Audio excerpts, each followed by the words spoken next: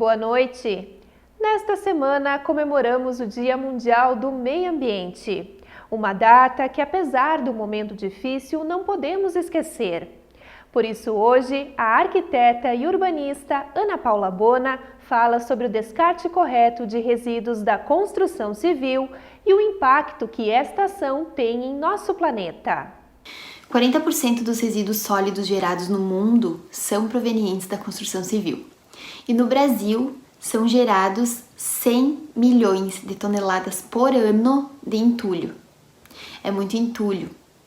E os fatores que levam a tanto desperdício variam desde a falta de contratação de profissionais no início da obra, a falta de planejamento, até mesmo a má administração da obra. E o problema de tanto desperdício é que, na maioria das vezes, esse desperdício todo ele é visto aonde? No meio ambiente. E entulho no meio ambiente é vetor de propagação de doenças, como dengue, como febre amarela, sem falar de quando o entulho ele vai para a rede pluvial ou quando ele chega nos rios, né?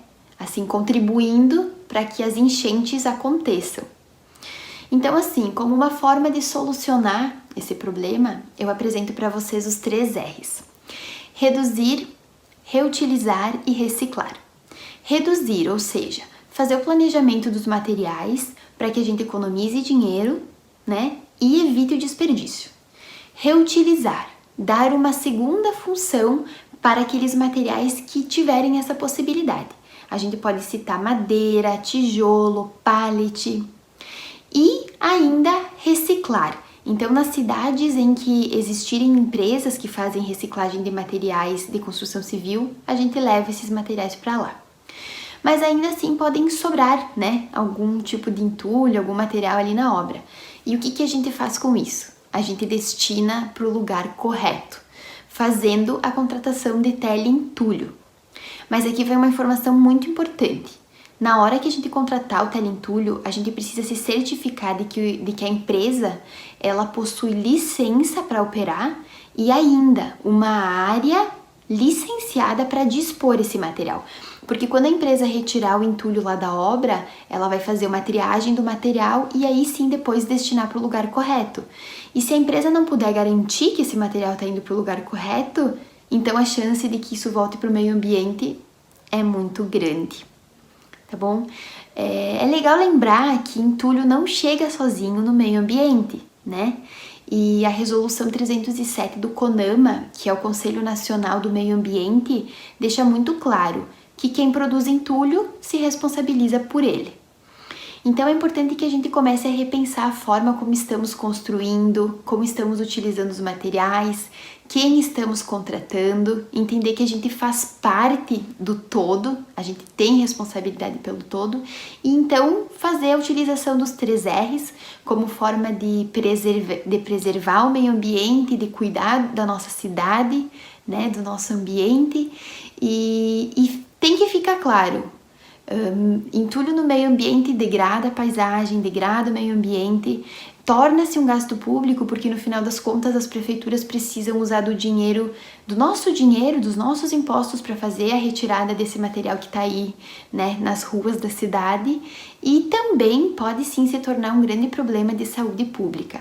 Então faça a sua parte, contribua positivamente para o meio ambiente e assim a gente vai ter uma cidade mais bonita, mais limpa, mais saudável e a gente consequentemente está colaborando em prol de um bem maior. E depois do intervalo, você acompanha uma entrevista especial sobre alimentação saudável em tempos de pandemia.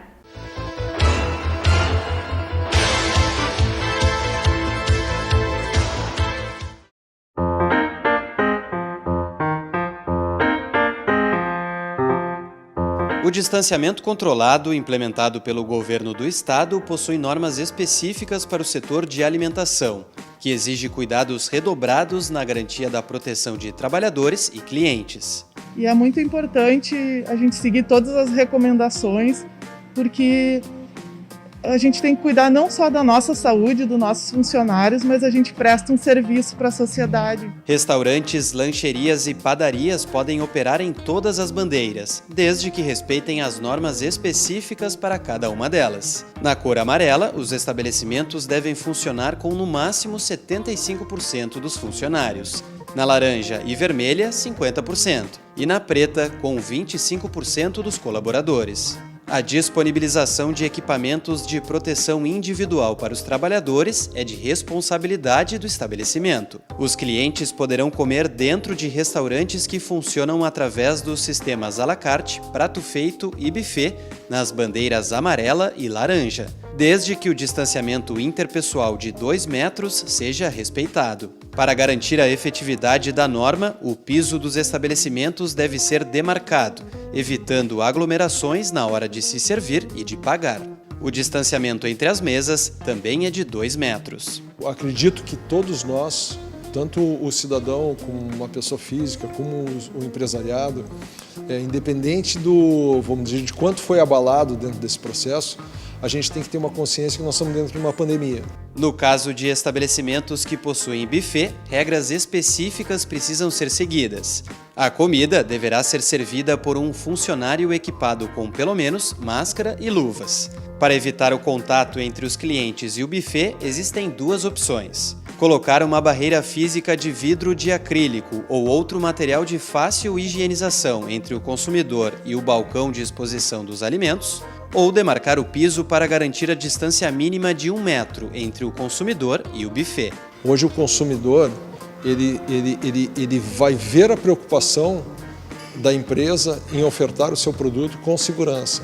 Ele vai valorizar isso. Nas bandeiras vermelha e preta, os empreendimentos terão de funcionar através de delivery e takeaway, comprar e levar. Para mais informações, é só acessar distanciamentocontrolado.rs.gov.br.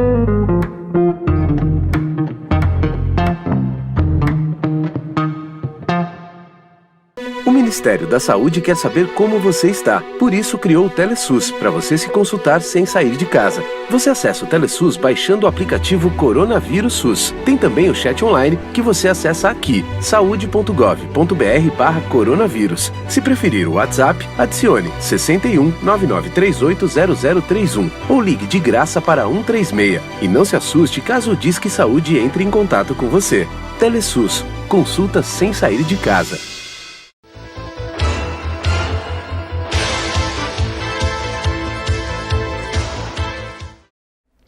Durante a pandemia, a nossa maior preocupação é com a saúde.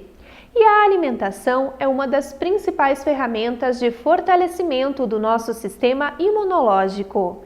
Então, no segundo bloco do Jornal da Câmara, a jornalista Cláudia Tainá traz informações que reforçam a importância do consumo adequado de alimentos. Olá, boa noite, você que acompanha o Jornal da Câmara. Hoje estou recebendo mais uma convidada especial, que é a nutricionista Ana Júlia Canfield. Ana Júlia, boa noite, bem-vinda mais uma vez à TV Câmara. Boa noite, Cláudia, eu que agradeço pelo convite. E nós te recebemos justamente porque falar de alimentação é um assunto essencial, né, em tempos de pandemia em que as pessoas estão mais preocupadas com a saúde. E, Ana Júlia, tem tudo a ver, né? A nossa alimentação influencia diretamente na nossa saúde como um todo. Com certeza, Cláudia. Como que eu diria isso? Nossa alimentação é o que a gente pode fazer como estratégia para prevenir a questão do coronavírus, porque hoje a gente sabe que ainda não existe uma vacina e nem uma eficácia numa medicação. Então, a gente trabalhar com uma alimentação a nosso favor para fazer a prevenção é o caminho. Porque eu sempre digo assim, a gente tem que diminuir processos inflamatórios e saber escolher os alimentos corretos para diminuir a inflamação do nosso organismo é muito importante nesse momento. Eu sempre digo assim, quando a gente tem obesidade ou quando a gente tem aumento de gordura corporal, a gente está inflamando o nosso organismo. Quando a gente inflama o nosso organismo, a gente diminui o nosso sistema de defesa. E a gente quer justamente ao contrário, a gente quer ter o nosso sistema imunológico ativo, principalmente agora nesse período de outono, que é bem importante a gente ter uma alimentação saudável, que eu posso deixar algumas dicas para vocês que estão nos acompanhando. Claro, vamos falar um pouquinho mais sobre isso também. É uma época, né, agora no frio, que as pessoas também acabam comendo alimentos mais pesados, muitas vezes deixam de lado as frutas. Então, a gente vai falar um pouquinho sobre isso também. Ana Júlia, então também acontece o contrário, né? Em tempos como esse, de pandemia, o estresse, a ansiedade acabam fazendo com que a gente desconte muitas vezes esses sentimentos na alimentação. Então, também é importante ter esse cuidado com o psicológico, né? Exatamente, eu tenho visto muito nos meus pacientes a questão do aumento do estresse, a ansiedade e a compensação na alimentação. Por que geralmente as pessoas compensam no alimento? É o prazer ao alcance das mãos. E isso tem uma alteração do sistema hormonal que a gente chama. A gente tem aumento da produção do cortisol, que é o hormônio do estresse. Quando o cortisol ele aumenta, ele manda uma mensagem para um hormônio que se chama grelina, que é o centro do apetite. Ele diz assim, eu estou estressado, grelina, o que você faz por mim? Daí ela diz assim, se você comer um doce, eu vou te aumentar a serotonina. E daí o que o cortisol acaba fazendo? Retenção de líquido, gordura na região abdominal e aumento da adrenalina. Ao aumentar a adrenalina, a gente pode também influenciar isso na questão da qualidade do nosso sono e tem muitas vezes insônia, que é um problema comum que está ocorrendo nesse momento de pandemia. Então, isso acontece pelo desequilíbrio. A gente vive em dois momentos, onde a gente pode ter o excesso e também a carência por ter mudado as nossas vidas. Então, ele altera. No excesso, a gente busca serotonina e dopamina, prazer. E na carência, a gente altera a resistência periférica de insulina, que a gente chama, altera a nossa glicose. E alterando a nossa glicose, a gente dá uma brecha aí para ocorrer uma hipoglicemia reativa, que a gente chama. Daí ocorre a resistência periférica da insulina e pode ocorrer a diabetes nesse período.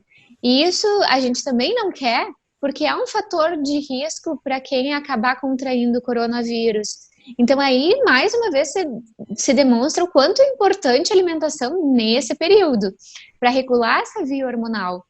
E a gente observa, assim, que muitas pessoas têm passado por vários momentos na vida, onde já ocorreu o medo, onde ocorre a ansiedade, e também está ocorrendo muito a depressão, e a nutrição ajuda com nutrientes essenciais para a gente modular esses sentimentos onde nos deprime. Vou dar um exemplo, assim, para elucidar. O que a nutrição tem a ver com a depressão?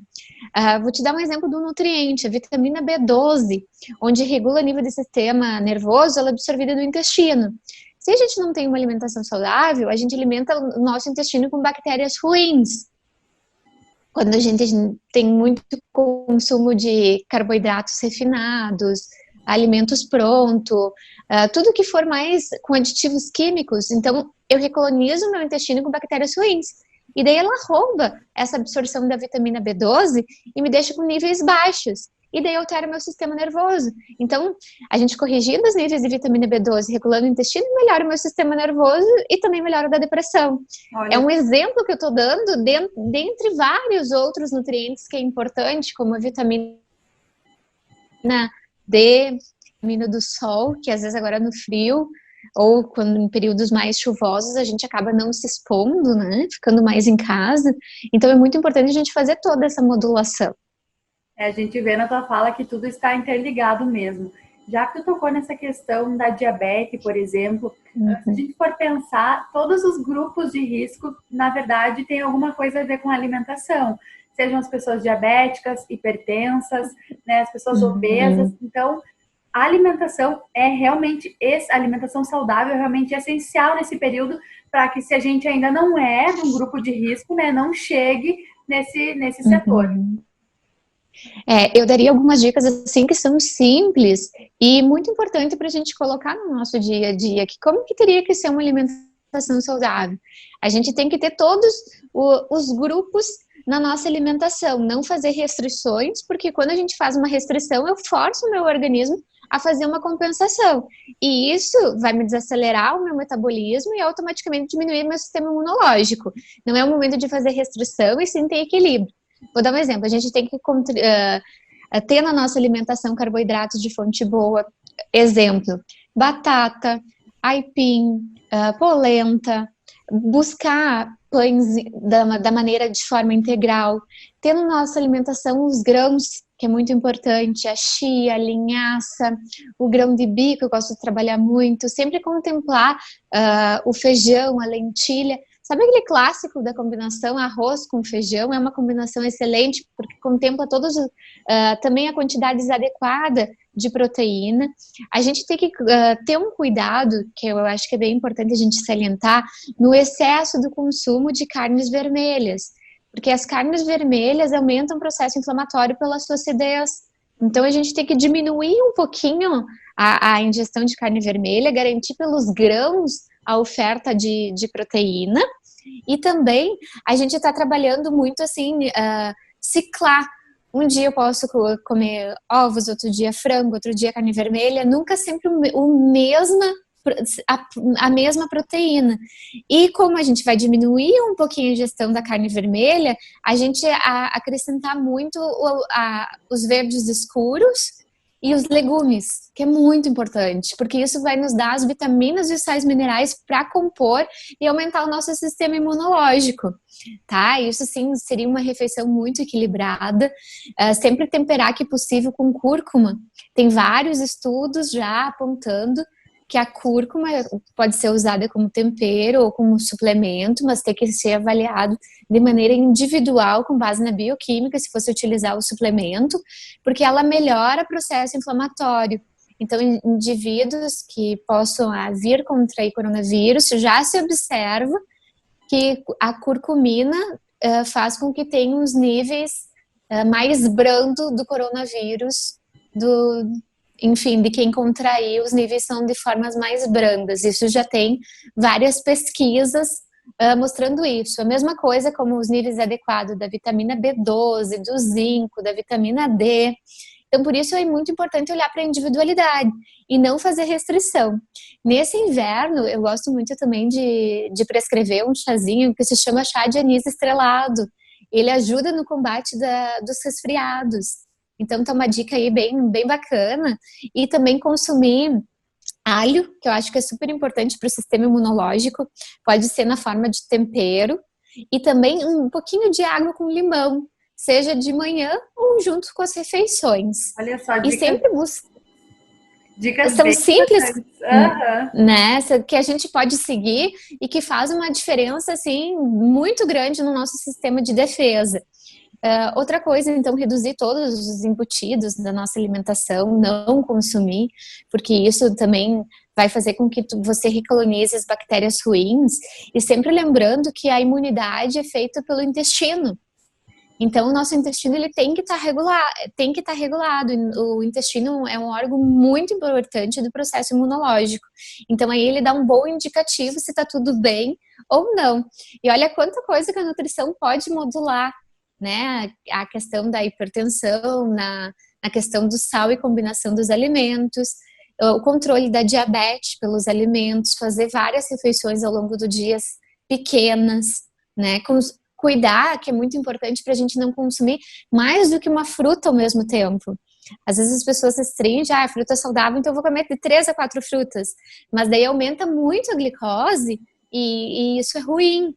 Eu sempre digo assim, ao comer uma fruta, a gente tem que comer sempre uma gordura boa. A gente pode estar comendo 2 castanhas do Pará, que é uma fonte rica em selênio, que é bem importante para o sistema imunológico, selênio. Então, junto com a fruta, consumir gorduras boas. Ou pode ser a castanha do caju, amêndoas, a linhaça ou a chia. Então, sempre compor as refeições é muito importante. E cuidar com a quantidade. Dicas bem valiosas e fáceis mesmo, como tu comentou, né? Simples. Ana, falando um pouquinho de grupos, ainda nós temos as crianças, né? A gente sabe que os pais têm sofrido nessa época, as escolas estão fechadas, então as crianças estão o tempo todo dentro de casa, podem acabar levando uma alimentação mais facilitada, né? As guloseimas, os doces. Então, que dicas tu dá para esses pais, né, para tentar evitar esses alimentos? Porque pode começar agora e isso ser também uma rotina que eles vão acabar se acostumando, né? Tá, uma das preocupações que eu tenho muito com as crianças e também com os adultos é que está sendo aumentada muito a concentração de açúcar nas refeições. E o açúcar, ele é muito prejudicial para o nosso organismo. Tem vários estudos que apontam excesso do consumo de açúcar e aumento do risco de déficit de aprendizagem, né? Então a gente tem que cuidar, deixa as crianças mais hiperativas o açúcar. E até assim, quando a gente consome açúcar à noite, a gente diminui o hormônio do crescimento, que é o GH. Então, não é recomendado crianças comerem açúcar no período da noite. Então, a gente vai estar dificultando o crescimento delas. Que as crianças, a gente sabe que tem um crescimento muito acelerado. Então, eu acho assim que a gente tem que cuidar ao máximo e aproveitar esse momento de pandemia, enfim, para ir até para ir junto com as crianças para a cozinha, fazer uma receita de um bolo, degustar, fazer uma reeducação alimentar com elas. Porque às vezes, muitas vezes a gente não tem esse tempo. E hoje, como a gente está com as crianças, eu até sugeriria muito assim trabalhar com receitas saudáveis e colocar a mão na massa junto com a criança. Porque eu tenho um filho pequeno também, de 2 aninhos, e o que a gente observa? Tudo que a gente faz com ele vai experimentar e vai comer com prazer, porque somos nós os exemplos deles. Então, eu acho que esse momento seria muito importante a gente resgatar a alimentação dos avós e trazer para o nosso dia a dia. Foi uma questão bem importante que tu falou sobre o exemplo, né? Não adianta a gente querer dar suco para a criança, mas consumir o refrigerante, né? É importante que os pais estejam atentos. Ana, com certeza. Infelizmente, o nosso tempo está acabando. Mas antes de encerrar, né, a gente tem um tempo curto aqui para falar algumas dicas pequenas. É importante a gente falar que tudo isso, claro, tem que ter orientação de um profissional, né? Cada caso é um caso. Algumas pessoas vão precisar mais de um alimento, outras de outro. Então, sempre buscar a orientação de um profissional. Vocês estão autorizados também, inclusive agora, para atendimento online, né? Exato, em função da pandemia foi liberado pelo Conselho, sem prazo determinado, e esse atendimento online tem nos aproximado muito da realidade em casa. É como se eles estivessem entrando na minha privacidade e eu na deles. Está sendo algo muito, muito promissor esse atendimento nutricional. Eles têm gostado e eu tenho visto muito resultado positivo.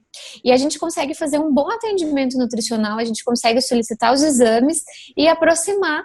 E justamente todo mundo que faz acompanhamento nutricional não perder esse acompanhamento. E quem não faz, ou quem estaria distante, está tendo a possibilidade de estar com um profissional perto, dentro da sua casa, eu diria assim. Está sendo bem bacana.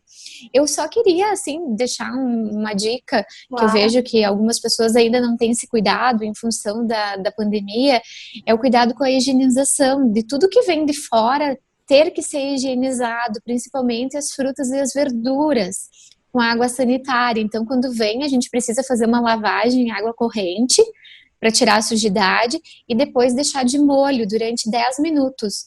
1 colher de sopa de água sanitária para 1 litro de água. E as frutas e verduras em imersão, para tirar toda a sujidade, se caso conter o vírus, também está eliminando o vírus. E daí a gente tem que deixar por 2 horas ao ar livre, antes de guardar na geladeira. E depois consumir para a gente ter muito antioxidante na nossa alimentação através das frutas e das verduras. E eu sempre diria assim, que a gente ajudar o pequeno produtor nesse momento é muito importante, a gente cuidar da nutrição, dos nutrientes que a gente está ingerindo no nosso corpo de uma maneira mais sustentável, tanto para a gente garantir essa nutrição adequada, tanto para o meio que a gente vive. Perfeito. Então, a gente cuidar do meio ambiente. Foram conselhos realmente muito importantes, né? Valiosos que você deu aqui para nós hoje. Então, muito obrigada pelas suas informações. Eu que agradeço. Que as pessoas que tenham outras dúvidas, né, entrem em contato contigo também para conversar. Será um prazer ajudar todos e muito obrigada pelo convite de estar um pouquinho aqui nessa noite com todos vocês. Nós agradecemos. Uma boa noite. Boa noite. E hoje nós ficamos por aqui. Uma boa noite e até amanhã.